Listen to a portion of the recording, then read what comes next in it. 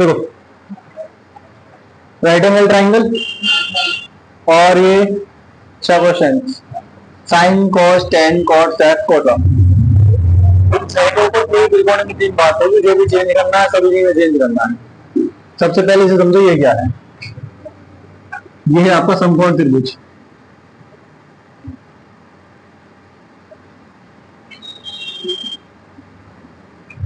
त्रिभुज के कई टाइप्स है, सब हर टाइप में से क्वेश्चन नहीं होंगे जो त्रिकोणमिति में क्वेश्चन होगा केवल समकोण त्रिभुज को होंगे। समकोण त्रिभुज की पहचान क्या होता क्या है? शुभम, समकोण त्रिभुज की पहचान क्या है? अच्छा, फिर इक्विलेटरल ट्रायंगल क्या होता है? हाँ, बहुत अच्छे।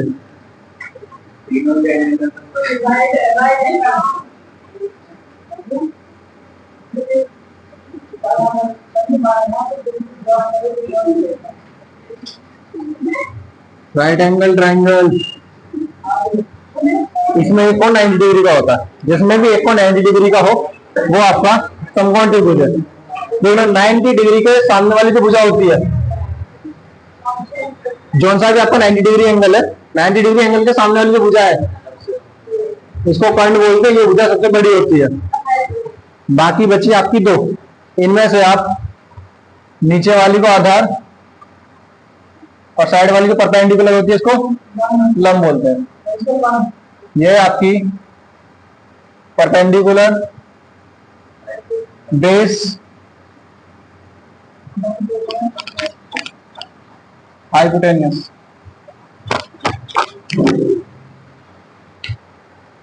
कर्ण आधार लंब तीन भुजा होती है, तीनों भुजा में से आप इसकी वैल्यू डिफाइन कर सकते हो। ठीक है, देखो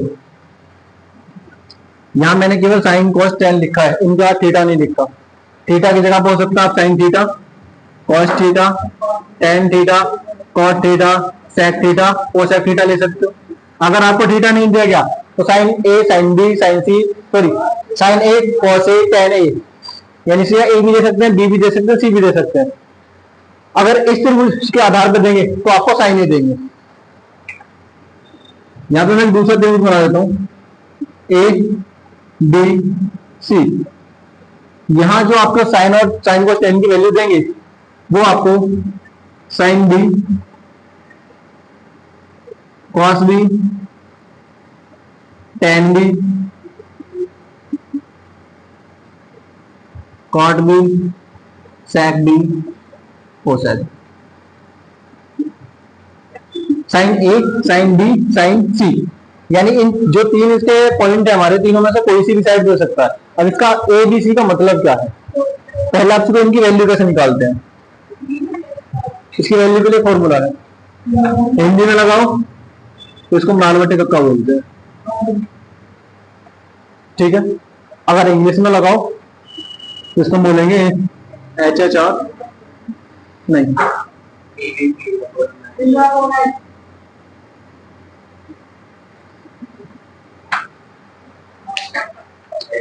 इसकी ट्रैक है पाकिस्तान भूखा प्यासा, हिंदुस्तान हरा भरा।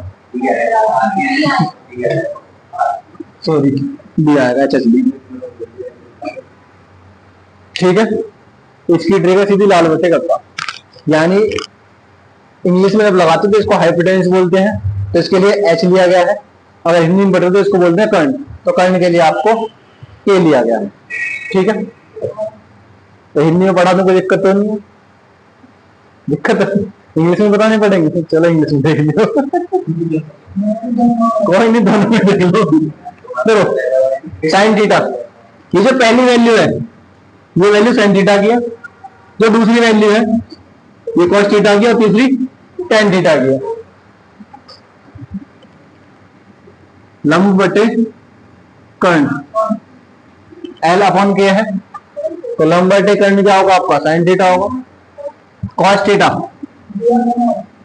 आधार अपॉन कर्ण, इंग्लिश में करोगे बी अपॉन एच, यानी बेस अपॉन हाइपोटेन्यूस।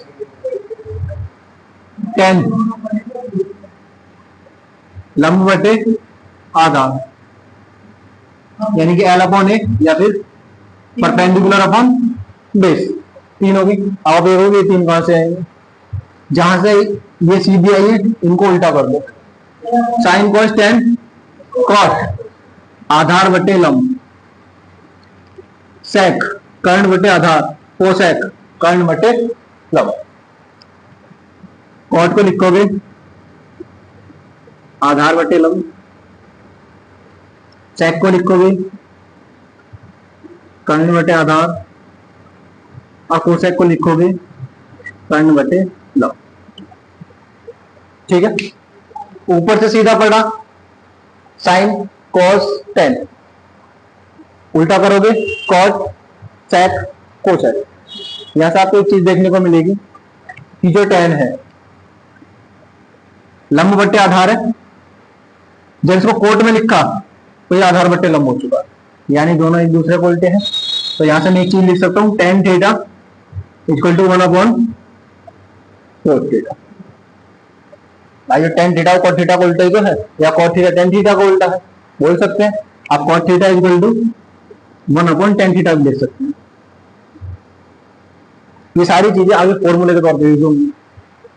ठीक है, अगर टेन कोट के हैं तो आप इसको कॉस को और सेक को देखिए, ये आधार बट्टे कर्ण है और ये कर्ण बट्टे आधार है, आपस में अपोजिट है, यानी ऐसा आप cos theta equal to 1/sec theta और sec theta equal to 1/cos theta, ये तो बना सकते हैं। अगर कंपैरिजन करते हैं साइन और कोसेक में, तो ये लंब बट्टे कर्ण है और ये कर्ण बट्टे लंब है, ये आपस में एक दूसरे को अपोजिट है। साइन थीटा को लिख सकते हैं 1/cosec थीटा और कोसेक थीटा को लिख सकते हैं 1/sin।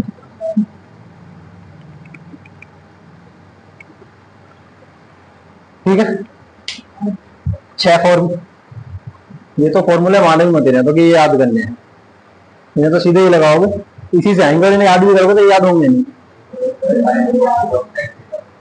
साइन नंबर को इसे भी बताऊंगा कैसे होता है। 1 2 4 6, ये 6 जो है आपस में इस तरह से रिलेट करते हैं। अगर मैं बोलूं साइन को कोसेक में लिखना है तो साइन को 1/cosec लिख सकते हैं, कॉस को सेक में लिखना है तो कॉस को 1/sec लिख सकते हैं। ठीक है, अगर आपको कहीं साइन थीटा बटे कॉस थीटा मिलता है तो वो बराबर होता है टेन थीटा के, और कॉस थीटा अपन साइन थीटा मिलता है तो ये बराबर होता है कॉस थीटा। अभी साइन थीटा अपन कॉस थीटा टेन थीटा के बराबर कैसे होता है? साइन थीटा क्या है? लंब बटे कर्ण। कॉस थीटा क्या है? आधार बटे कर्ण। कर्ण से कर्ण काटो क्या बचेगा? लंब बटे आधार। लंब बटे आधार क्या होता है? Tan theta. अगर साइन थीटा बटे कॉस थीटा लिखा तो हम टेन थीटा लिख सकते हैं।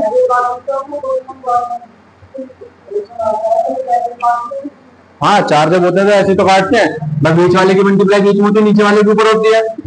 एल के मल्टीप्लाई के है तो के से के कटेगा ही ना, एल को नहीं बचेगा। ऐसे काट ले वैसे काट ले, बात तो एक है।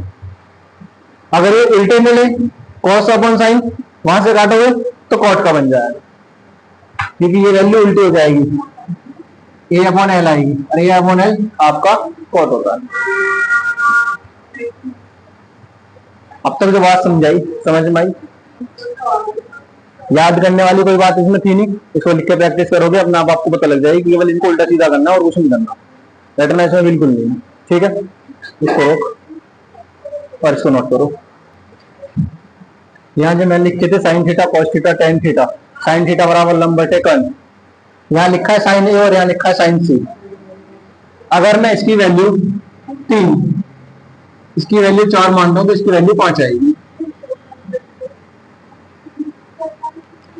ठीक है, दो वैल्यू होती है, इसकी तीसरी वैल्यू आती है फॉर्मूले से। इन पाइथागोरस थ्योरम का फॉर्मूला होता है, वो फॉर्मूला आपको नहीं लगाना, आपको केवल ट्रिपलेट लगा देना डायरेक्ट। दोनों चीज बताऊंगा, डायरेक्ट ट्रिपलेट कैसे लगेगा, फॉर्मूला कैसे लगेगा। उससे पहले ये चीज सीखो, अगर त्रिभुज की 3 भुजाएं आपको दे रखी है और पता है एंगल आपको B 90 डिग्री है, तो मैंने लिखा था साइन थीटा, में साइन थीटा बराबर लंब बटे कर्ण होता है, यानी कि परपेंडिकुलर अपॉन हाइपोटेन्यूस। ठीक है, साइन ए इक्वल टू भी यही होगा, परपेंडिकुलर अपॉन हाइपोटेन्यूस, और साइन सी इक्वल टू भी यही होगा, परपेंडिकुलर अपॉन हाइपोटेन्यूस। फिर ए और सी में अंतर क्या है? क्या इनकी वैल्यू चेंज होगी। ये जो ए लिखा है ना, आप ट्रायंगल में देखो, दो एंगल, एक ट्रायंगल ए और एक एंगल सी। यहाँ जो वैल्यू आएगी वो एंगल ए के हिसाब से आएगी। इसमें एक चीज हमेशा याद रखना, अगर एंगल ये दिया है तो एंगल के सामने वाली जो भुजा है वो हमेशा परपेंडिकुलर होती है या लंब होती है। एंगल के सामने वाली भुजा लंब होती है या परपेंडिकुलर होती है। दो भुजाएं मिलके एक समकोण बना रही हैं, तो उसमें से एक भुजा लंब होती है और दूसरी बेस होती है। अगर एंगल ए है तो ये परपेंडिकुलर होगी और ये बेस होगी। ठीक है, अगर मैं बताऊं एंगल सी,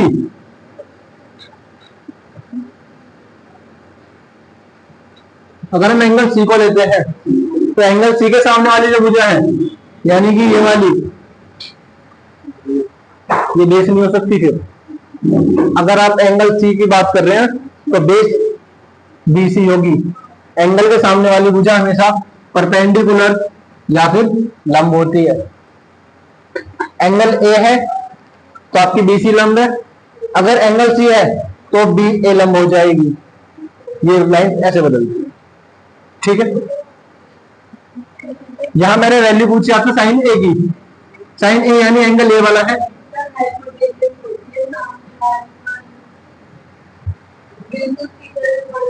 वो 90 डिग्री के सामने वाली होती है।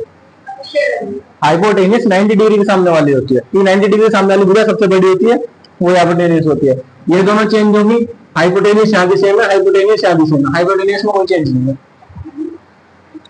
साइन ए लंब बटे कर्ण, अगर ए के हिसाब से देखो तो लंब कितना है 4 और आपका कर्ण कितना है 5। तो साइन ए की वैल्यू क्या आई 4/5, परपेंडिकुलर अपॉन हाइपोटेन्यूस। साइन सी, अगर आप साइन सी के रूप से देखते हैं तो परपेंडिकुलर कौन सी हो जाएगी? ए बी, और इसकी वैल्यू कितनी है 3।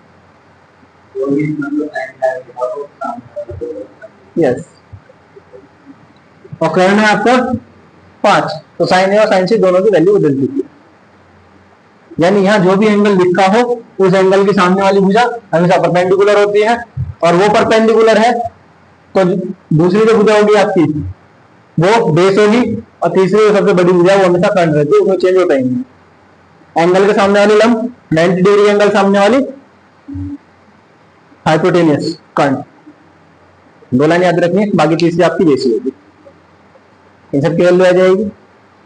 इस आगे तो टाइम होती है। तो देखो,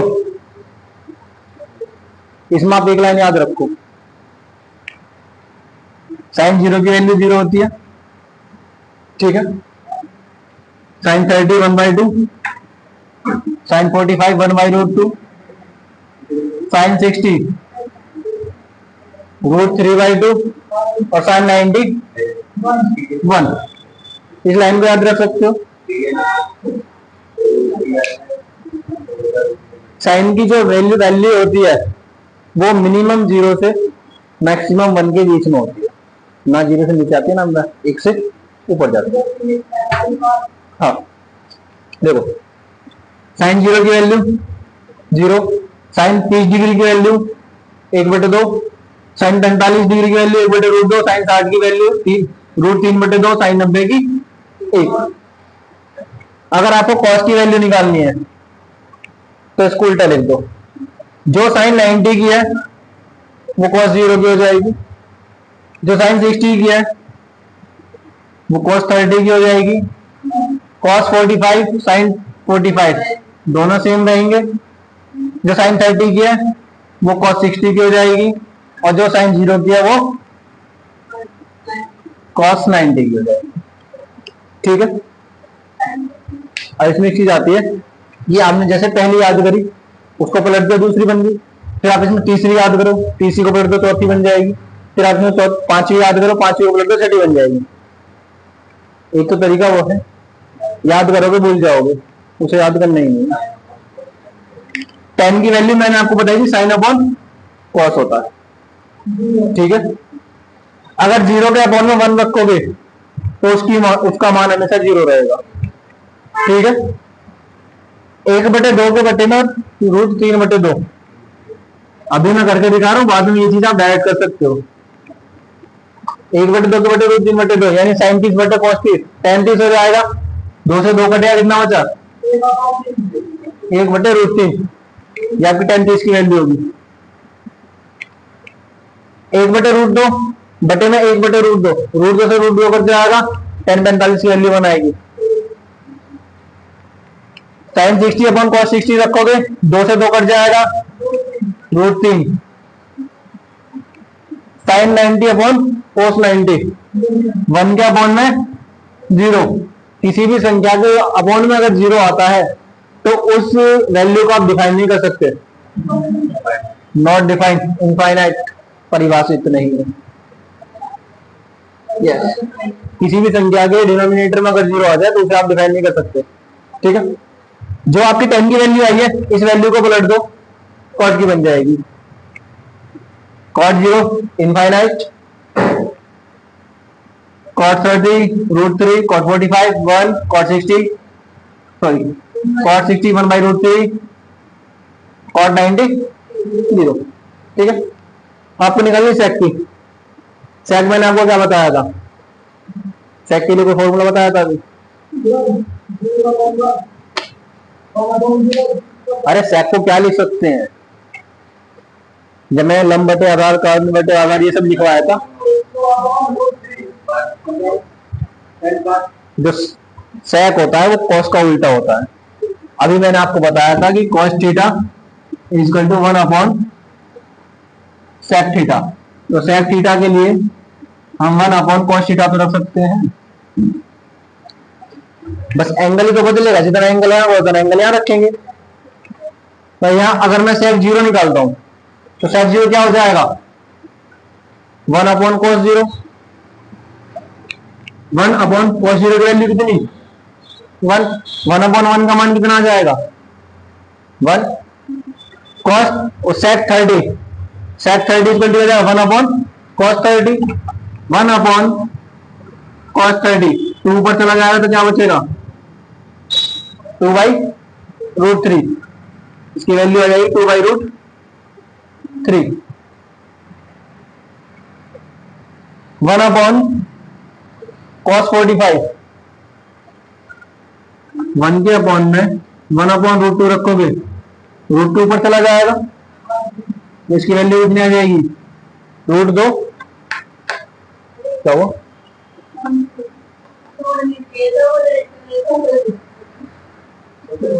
ऐसे अगर आप सेक 60 को चेंज करते हैं तो ये cos 1/2 है, cos 60 की वैल्यू 1/2 है, इसको अगर अपॉन में लिखोगे तो ये 2 ऊपर चला जाएगा, सेक 60 में क्या हो जाएगा 2,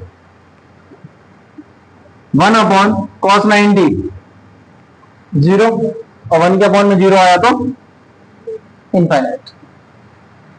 सेक की वैल्यू निकल चुकी है, इसको पलट दो, कोसेक की निकल जाएगी, इनफाइनाइट 2 √2, 2 अपॉन √3 और 1।